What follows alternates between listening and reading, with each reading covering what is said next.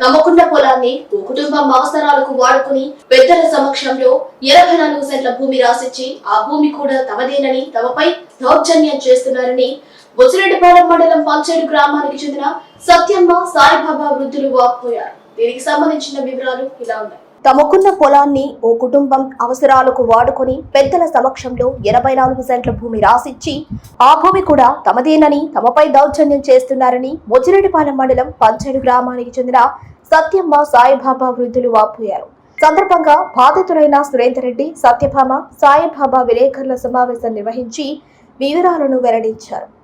కొడవలూరు మండలం గుండాలమ్మ గ్రామంలో అక్కా తమ్ముడైన సత్యమ్మ సాయిబాబా వృద్ధులు జీవనం సాగిస్తున్నారు. అయితే బుచ్చి మండలం పంచేడు గ్రామానికి చెందిన రఘురామిరెడ్డి, వైజయంతమ్మ తమను నమ్మబలికి గుండాలమ్మ గ్రామంలో ఉన్న 2 ఎకరాల 50 సెంట్ల భూమిని అమ్మించి బుచ్చి మండలం పంచేడు గ్రామంలో 2 ఎకరాల 50 సెంట్ల భూమి కొనిచ్చారని తెలిపారు. అయితే ఆ భూమిని రఘురామిరెడ్డి, వైజయంతమ్మ కూతురు పేరు మీద రాయించుకుని కూతుర్ల పెళ్లి నిమిత్తం ఆ 2 ఎకరాల 50 సెంట్ల భూమిని వాడుకున్నారని తెలిపారు. దీనిపై పెద్దల సమక్షంలో చర్చ జరిగినప్పుడు రఘురామిరెడ్డికి ఉన్న 1 ఎకరా 84 సెంట్ల భూమిలో 84 సెంట్లు వృద్ధులకి, 1 ఎకరా పొలం మరియు ఇల్లు రఘురామిరెడ్డి, వైజయంతమ్మ దత్తతకు తీసుకున్న కుమారుడు సురేందర్ రెడ్డికి రాసిచ్చారు. అయితే ఇటీవల రఘురామిరెడ్డి చనిపోయాడు. దీంతో వైజయంతమ్మ కూతురు, అల్లుడు ఇదే అదునుగా చూసుకుని వృద్ధులకు దత్తత పుత్రుడుకు ఇచ్చిన ఆస్తి తమదేనని అంటూ తమపై దౌర్జన్యం చేస్తున్నారని వారు వాపోయారు.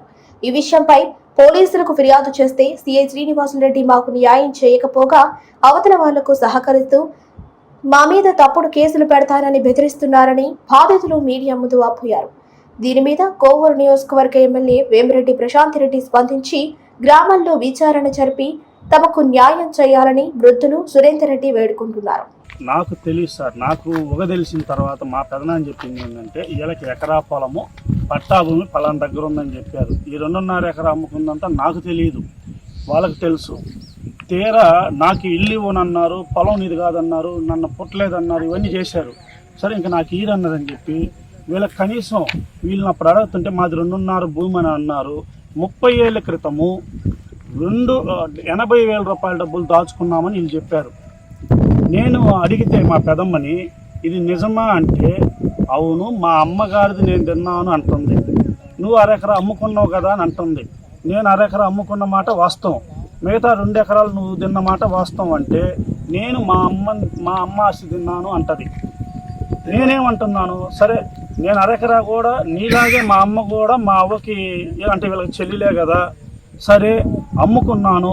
2015లో అమ్ముకుంటే 2015 నుంచి అమ్ముకున్న డబ్బులకి వీళ్ళకి వడ్డీ ఇస్తూ ఉన్నాను. నాకు జాబ్ ఒప్పించినప్పుడు తాంచి వీళ్ళకి నేను సరఫరా జరుపుతూ ఉన్నాను, అంటే వీళ్ళ ఇబ్బందులకి చూస్తున్నాను. తర్వాత నేను రాయించాను కాబట్టి నన్ను వీళ్ళు చెడ్డగా ప్రాపగాండ చేస్తారని చెప్పి వీళ్ళకి 80,000 రూపాయలు 10 రూపాయలు 20 రూపాయలు వడ్డీలకి వైఎస్ఆర్ కాలనీలో బతుకుతారు. అంటే కొంచెం ఆ ఏరియాలో కొంచెం లో క్యాస్ట్ అవడం వల్ల వీళ్ళకి 10 రూపాయలు వడ్డీ ఇచ్చేది. 1వ తేదీ కల్లా పెన్షన్ వస్తుంది కాబట్టి అందరూ ముసురుకొని వచ్చేసేవాళ్ళు. ఆ విధంగా వీళ్ళు ఇబ్బంది పడుతుంటే అట్లా పడకూడదని చెప్పి ఒక 80,000 రూపాయలు అట్ట జాబ్ వచ్చింది కాబట్టి నేను కట్టాను. ఆ తర్వాత వీళ్ళ బాగోగులు అయితే ప్రస్తుతం చూసుకుంటున్నాను. వీళ్ళ ఆస్తి మీద అయితే నాకు ఎటువంటి ఆశ లేదు. ఎవరు చూసుకున్నా వాళ్ళకి ఇచ్చేయడానికి సిద్ధము. కాకపోతే ఇప్పుడు ఈమెని ఈ వయసులో అంటే ఇంకో 3 ఏళ్ళు ఇప్పుడు చేయలేకుండా ఆమె కనీసం ఒక 5 కేజీలు కూడా పట్టుకోలేని పరిస్థితిలో ఉంది. ఈమెనైతే నేను చాగలను, ఇతనికి తిక్కలు. ఇతనికి ఏంది అంటే ఒకరి దగ్గర ఉండలేడు. ఈమె కాబట్టి రోజు 100 తిడతాడు, ఈమెని తట్టుకొని చేస్తుంది. ఈయనకంటూ కొంత లేకపోతే ఏదో కొంత భూమిని అమ్మి కొంత డబ్బు చేసి డిపాజిట్ చేయకపోతే రేపు మా దగ్గర ఎమ్మెల్యే లేదు, ఇంకో దగ్గర ఎమ్మెల్యే లేనప్పుడు ఒక ఆశ్రమానికంటూ ఇవ్వగలిగితే ఆ డబ్బులతో ఒక కొంత ఉపయోగం అయితే జరగదు ఆ రోజుకి అనే కాన్సెప్ట్తో వీళ్ళు బతికున్నంత వరకు ఎవరు చూడకపోయినా పెదమ్మ నేను నిన్ను చూస్తాను. ఎందుకు చూస్తున్నాను అంటే డిగ్రీ 3 ఏళ్ళు నీ దగ్గర ఉన్నాను, నువ్వు బాగా చదువు అంటే చూసుకున్నావు. అతన్ని మటుకు ఆ రోజుకి పరిస్థితి ఎట్టుంటుందో తెలియదు అనే ఉద్దేశంతో నేను బిహేవ్ చేస్తుంటే వీళ్ళు మా అక్కోళ్ళు ఒకటయ్యి ఈ పొలం మాకు ఇచ్చేయాలి, మేము చూసుకుంటామంటారు. సరే చూసుకోండి, ఎట్ట చూసుకుంటామంటే ఆ పొలం మొగతా ఇస్తామంటారు. వీళ్ళకి వచ్చే పెన్షన్ జాలక ఇంకొక 6-7 వేలు పై ఖర్చులు అవుతున్నాయి, అంటే ప్రొవిజన్స్ ఇవన్నీ. అంత కూడా ఇవ్వబడలేదు వాళ్ళకి. ఒక అగ్రిమెంట్గా రాసుకొని ఇంత ఇస్తాం, బాగలేకపోతే ప్రైవేట్ హాస్పిటల్ కాకపోయినా గవర్నమెంట్ హాస్పిటల్ బాగున్నాయి వాటిలో చూపించండి అంటున్నాం. మొగతా ఇస్తాం, ఇవన్నీ కాదు. లేదు ఓన్లీ నీ కై ఇచ్చేస్తాం, ఇల్లు వదిలి ఆ ఎకరా వదిలి నువ్వు చూసుకో అంటున్నారు. అసలు నాకు కానీ కైని నాకు ఇచ్చి నన్ను వాళ్ళు చూసుకోమనేది ఏంది? అట్లా వీళ్ళకి అన్యాయం జరిగితే సిఐ గారు ఏమంటారంటే, సార్ ఇంత ముసలోళ్ళకి ఎట్టా అంటే, మా అన్న అడిగితే వాళ్ళ మీద లేనప్పుడు ఫోర్జరీ డాక్యుమెంట్ ఉన్నప్పుడు నువ్వు సాక్కో అంటున్నాడు. అంటే వీళ్ళని ఒక న్యాయం కోసం పోతే నన్ను సాక్కోమండం ఏంది? సిఐ గారు సాక్కుంటాను సార్ అంటే వాళ్ళు పొలం తీసుకునేది, నేను సాకే న్యాయం ఎక్కడుంది? ఏదన్నా మాట్లాడితే నువ్వు మాకు న్యాయం చెప్పేవాడు అని కాడికి మాట్లాడుతున్నాడు పరిస్థితి. సరే సార్ ఇది రెవెన్యూకి సంబంధించింది కదా అంటే, ఆ రెవెన్యూకి చేశాము, అక్కడ ఈయన పేరే చెప్పారు అంటున్నారు. ఈ పొలము గత 15 ఏళ్ళ నుంచి కోర్టులో ఉండి అడంగులు చెల్లదు, 1 చెల్లదు, పాస్బుక్లు చెల్లదు అనే కాడికి కోర్టు స్టే తెచ్చుంది, ఎవరు అమ్ముకోకూడదు అనేది కూడా తెచ్చుంది. అట్లాంటి దాన్ని ఎంఆర్ఓకి కూడా కాల్ చేసి అడగకుండా జస్ట్ విఆర్ఓకి చేసి ఆమె కన్ఫర్మేషన్ ఇవ్వగానే నువ్వు ఆమె పేరు మీద ఉంది కాబట్టి నువ్వు ఇక్కడికి కానీ వెళ్తే నీ మీద పలానా, నాకు కేసు ఏందో చెప్పింది గుర్తులేదు, పలానా కేసు నీ మీద పెడతానన్నావు. నేనా వచ్చింది, నా కైకే వచ్చింది, వీళ్ళ కైకి సపోర్ట్ వస్తే నా మీద పెట్టడం ఏంది? ఈ కైకి వీళ్ళ మీద పెట్టండి, లేదా కోర్టుకు బొమ్మంటున్నాడు, వీళ్ళు కోర్టుకు పోగలరా, వీళ్ళు పోయి కోర్టులో తేల్చుకోరాగలరా? నేనంటే చదువుకో ఉన్నా, వీళ్ళిద్దరు కోర్టుకు పోయి నెట్టుకోరాగలరా? లేదు నా జాబ్ వదులుకొని వీళ్ళని కోర్టుకు తిప్పగలనా? కనీసము సిఐ గారు మినిమం మేము చెప్పేది వినకుండా, ఇప్పుడు పొలం విషయంలో అడిగాను సార్, నువ్వు వెళ్ళొద్దన్నావు, కోర్టుకు వెళ్ళమంటుండవు, కోర్టుకు పోలేము సార్ దేవుడు భూమికి అంటుండా, పోలేనప్పుడు ఏం చేయలేమంటుండవు. సరే సార్ ఈ న్యాయం చెప్పినప్పుడు ఇల్లు మా మిస్సెస్ మీద, స్థలం నా మీద రిజిస్టర్ అయ్యి ఉంది. ఇంతకుముందు ఇంట్లోకి పోతే మా మీద మ్యాన్ హ్యాండ్లింగ్ జరిగింది, అప్పుడు ఆల్రెడీ లాస్ట్ ఉన్న సిఐ వాళ్ళ మీద ఎఫ్ఐఆర్ ఫైల్ చేశాడు. ఈరోజు మేము వెళ్తే అదే జరుగుతుంది కదా అని నేను అడిగాను. ఏదీ లేని పట్టా భూమికి నువ్వు ఆడకపోతే కేసు పెడతానని అన్నతను మా మీద రిజిస్టర్ అయ్యి ఉన్న ఇంటిని మీరు వెళ్ళడానికి లేదు, వాళ్ళని పంపించకూడదు, వాళ్ళు ఉన్నప్పుడు వాళ్ళదేను, మీరు పోయి కోర్టులో తేల్చుకోరా అండి అంటున్నాడు. రిజిస్టర్ భూమి అనేది నా పేరు మీద ఉన్నప్పుడు నేనేంటి సార్ కోర్టుకు పోయేది?